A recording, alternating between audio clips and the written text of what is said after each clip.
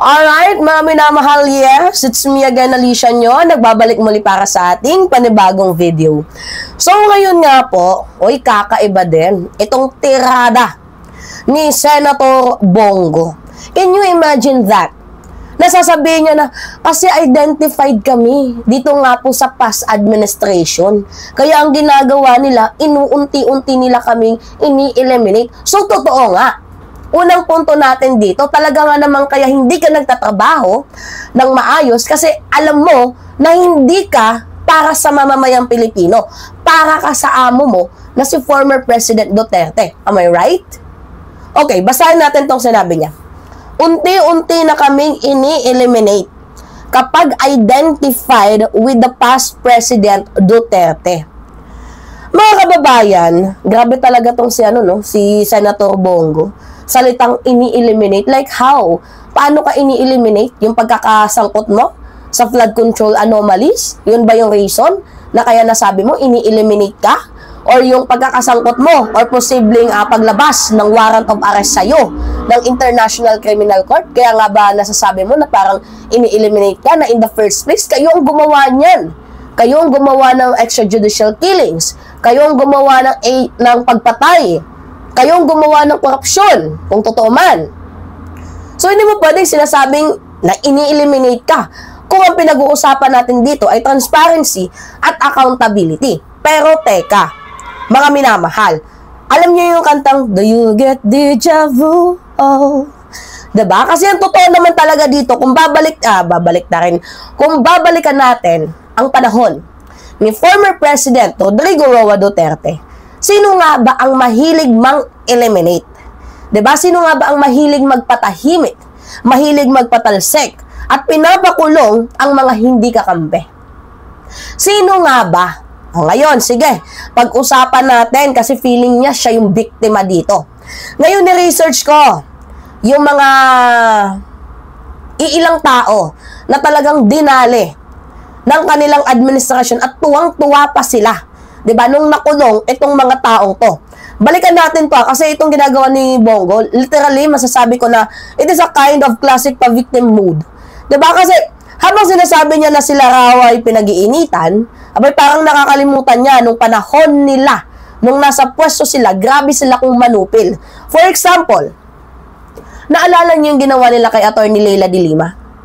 6 na taon. Mga minamahal sa kulungan. Gets ninyo, pinahiya sa publiko, ginawang simbolo nag-drag queen, diba? Kahit hanggang ngayon, walang solidong ebidensya. Kung yung elimination ng pag-uusapan natin, ito yung literal. Hindi lang na elimination, political persecution. Ang ginawa ninyo, dito nga po, kay Atty. Leila de Lima. Niyurak nyo ang pagkatao ng isang babaeng ang gusto lang naman ay katarungan. Kasalanan ba niya na may nakita siyang anomalya dyan sa DDS squad ninyo? Wait lang, sinisipon tayo. Di ba mga minamahal? Pangalawa, si Chief Justice Sereno. Di ba? Tinanggal sa pwesto dahil sa SALN issue. Kasi ayaw nila kay Sereno. Yun naman yung talagang totoo. Kasi hindi nila hawak si Sereno. Diba yung mga panahon na yun Duterte, ilan ba mga cabinet official na hindi nagsumiti ng SALN? Diba? Wala namang natanggal doon sa panahon niya. Selective kasi ang justice sa panahon ni Digong. At napapansin naman yun ng nakararami. Pangatlo, si Mayor Jed Patrick Mabilog. Kilala ninyo? Si Mabilog, pilit na dinadawit sa drug list. Kahit wala namang pruweba. Kaya nga yung war on drugs nila is hindi naman talaga literally war on drugs. War on poor and war on kontra nila sa negosyo. Maybe. Diba mga minamahal? So, ginamit pa nila ang propaganda para i-connect nga po dito kay Senator Frank Lindrelon. Nakakaawa yung mga senador sa panahon ni Digong, lalo na kapag di ka kaalyado. Diba? So, ngayon nyo sabihin na kayo ang inaapi. Senator Go, ngayon mo sabihin sa pagmumukha ko, pagmumukha namin yan. Kasi kitang-kita naman eh. Kayo yung nag-umpisa ng pattern. O, meron pa si Mayor Tommy Osmeña ng Cebu. Naharas, ni-raid ang campaign ng HQ. Tinarget pa ng PNP.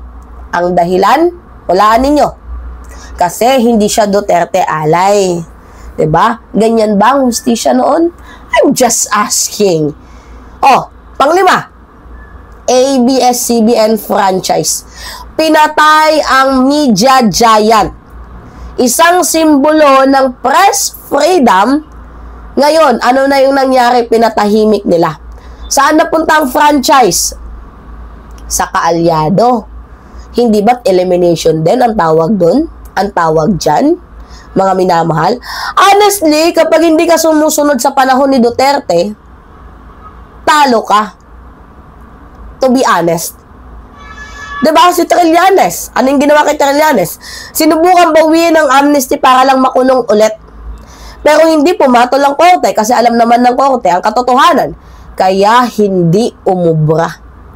So ngayon, Senator Go, kung elimination ang topic, huwag mong kalilimutan na kayo mismo ay may alam at witness din dyan sa paggawa ng elimination na yan before. Diba? Tapos ngayon, tables turn. Galit na galit kayo? Dahil ibang admin na? Eh sa panahon naman ninyo, grabe yung ginawa ninyo. Wala nga kayong transparency. Wala nga kayong accountability.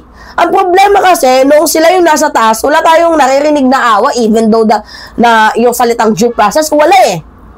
Kapag kumalaban ka sa kanila, tahimik ka. Kahit yung mga vloggers, mag-antay Duterte ka lang, tahimik ka. Baka mamaya, pabangbang ka pa. Diba? So ngayon, ano ba yung analysis and lesson natin? Ang politika ay parang hangin lang yan. Habang hawak mo, kala mo permanente. Diba? Pero pag dumating ang bagyo ng hustisya, kahit matibay pampader, bumabagsak yan. At dito papasok ang lesson natin, mga minamahal, na huwag mo kasing abusuhin ng kapangyarihan mo. Diba? Kasi kapag nawala ito, actually, yung mga inapi mo noon, baka sila mismo ang tatapak sa'yo.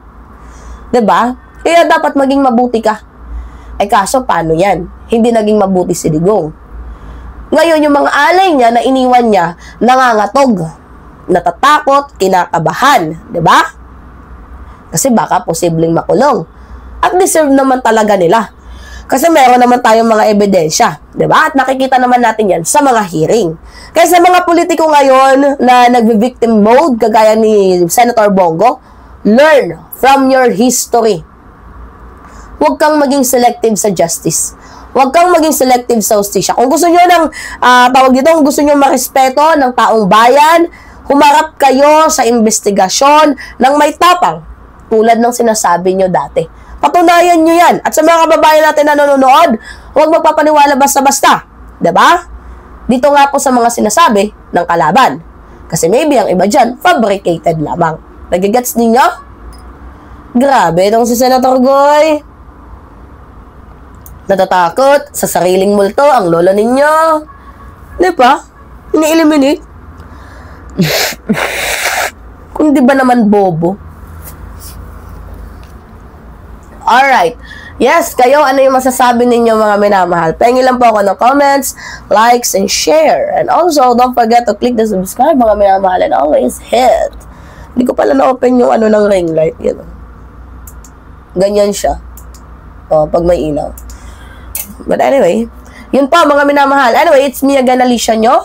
Nagbabalik muli para sa ating panibagong video. Maraming salamat at ingat mga kababayan.